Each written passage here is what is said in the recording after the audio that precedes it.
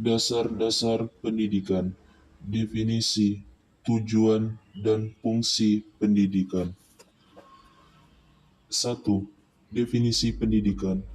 Secara etimologis, pendidikan berasal dari bahasa Latin educare yang berarti mengembangkan atau mengarahkan keluar potensi yang ada dalam diri manusia. Pendidikan dalam pengertian umum adalah proses pengubahan sikap, perilaku, serta peningkatan kemampuan individu melalui pengajaran dan pelatihan. Menurut beberapa ahli, John Dewey menyatakan bahwa pendidikan adalah proses pembentukan kemampuan dasar secara intelektual dan emosional menuju sifat manusiawi yang lebih baik dalam hubungan sosialnya.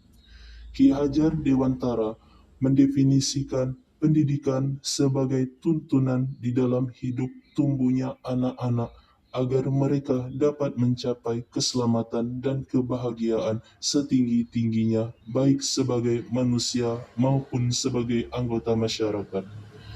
Undang-Undang Republik Indonesia Nomor 20 Tahun 2003 menyatakan pendidikan adalah usaha sadar dan terencana untuk mewujudkan suasana belajar serta proses pembelajaran agar peserta didik secara aktif mengembangkan potensi dirinya. Definisi dasar-dasar pendidikan. Dasar-dasar pendidikan adalah seperangkat landasan atau fondasi yang menjadi pijakan dalam proses penyelenggaraan pendidikan. Dasar-dasar ini mencakup aspek-aspek filosofis, psikologis, sosiologis, historis, kultural, dan yuridis yang menjadi acuan dalam merancang, mengembangkan, dan melaksanakan sistem pendidikan. Singkatnya, dasar-dasar pendidikan adalah ilmu yang mempelajari landasan teori dan praktik yang mendasari sistem pendidikan. 2. Tujuan pendidikan. Tujuan pendidikan adalah arah yang hendak dicapai dalam proses pendidikan.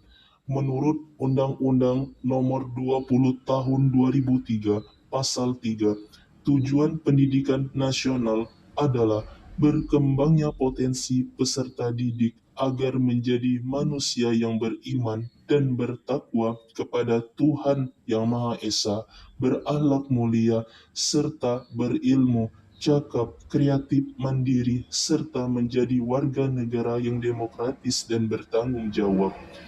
Menyatakan bahwa tujuan pendidikan adalah perubahan yang diharapkan oleh subjek setelah terbiasa dengan proses pendidikan, baik dalam tingkah laku dan kehidupan pribadi individu, serta tentunya dalam kehidupan bermasyarakat dan terhadap lingkungan di mana orang tersebut tinggal.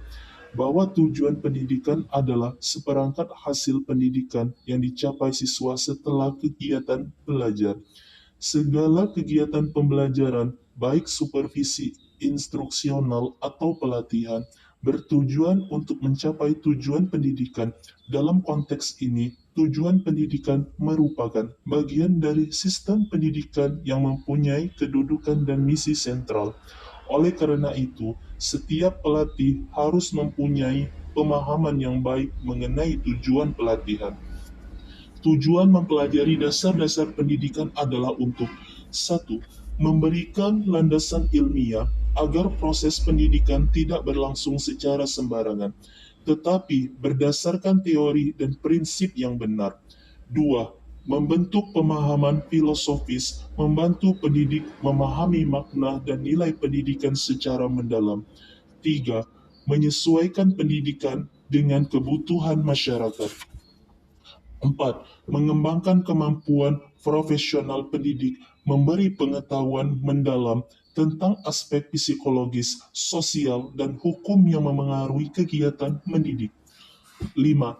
Mendorong perbaikan sistem pendidikan, memberi dasar dalam merencanakan kurikulum, metode pembelajaran, dan kebijakan pendidikan yang lebih efektif. 6.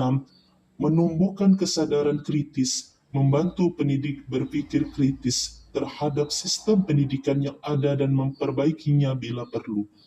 Secara umum, tujuan pendidikan dapat dirinci sebagai berikut. 1.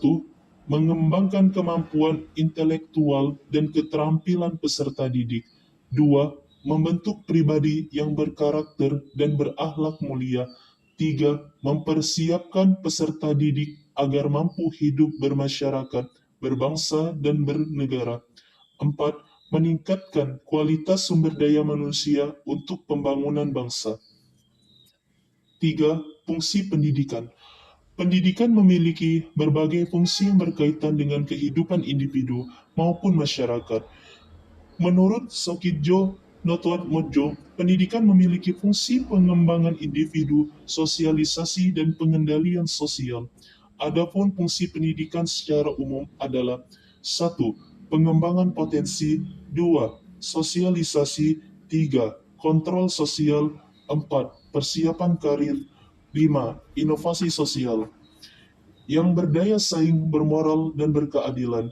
Berikut adalah pembahasan dalam tentang fungsi-fungsi pendidikan. 1. Fungsi transmisi, pengetahuan, dan budaya. Salah satu fungsi utama pendidikan adalah sebagai sarana transmisi pengetahuan dan budaya dari satu ke generasi berikutnya.